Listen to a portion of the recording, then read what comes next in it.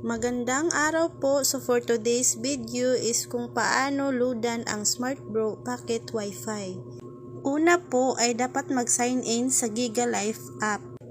Mag-sign in gamit ang SIM card number na naka-insert sa SmartBro Pocket Wi-Fi. At i-type ang password. Check lang natin ang mga promo bundles. And select the corresponding bundle of your choice para malaman ang amount na ilo-load.